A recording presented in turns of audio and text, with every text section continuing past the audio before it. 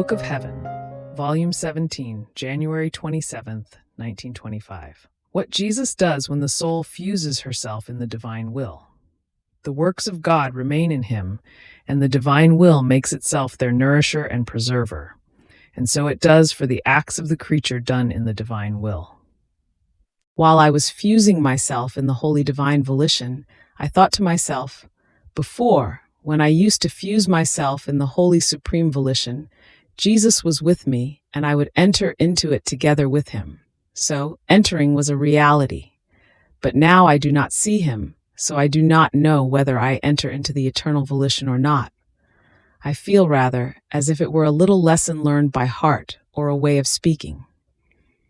Now, while I was thinking of this, my lovable Jesus moved in my interior, and taking one of my hands in his, he pushed me up high and told me, "My daughter, you must know that, whether you see me or not, every time you fuse yourself in my will, from within your interior I take your hand to push you up high, and from heaven I give you my other hand to take your other hand and pull you up into our midst, in our endless will. So, you are in between my hands, in my arms. You must know that all the acts done in our will enter into the first act when we created the whole creation. And the acts of the creature in kissing with ours, because one is the will which gives life to these acts, diffuse in all created things, just as our will is diffused everywhere. And they constitute themselves return of love, of adoration, and of continuous glory for everything we have issued in creation. Only that which is done in our will begins, almost together with us, to give us return of perennial love, adoration in a divine manner, glory that never ends.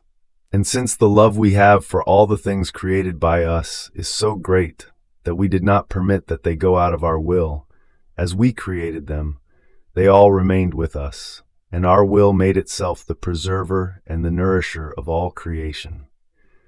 And this is why all things remain always new, fresh, and beautiful, nor do they grow or decrease, as they were created all perfect by us, and therefore not subject to any kind of alteration. They all preserve their origin, because they let themselves be nourished and preserved by our will, and remain around us to sing our glory.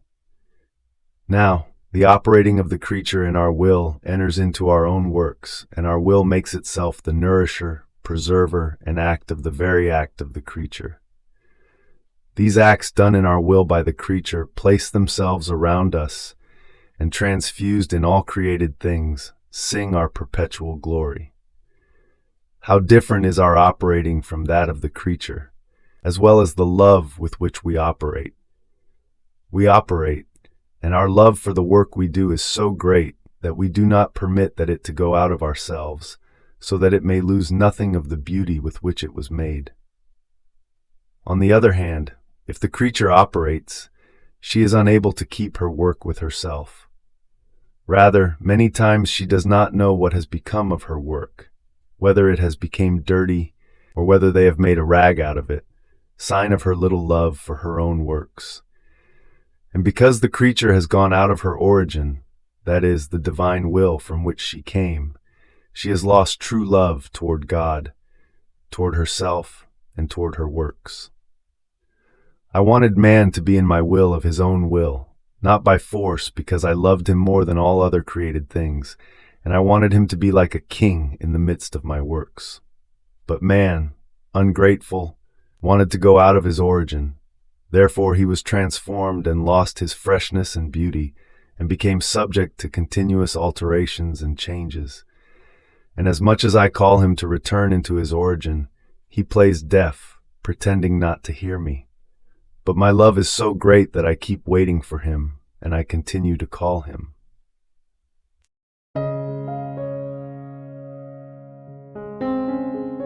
Thank you for being a part of our community here at Divine Will app.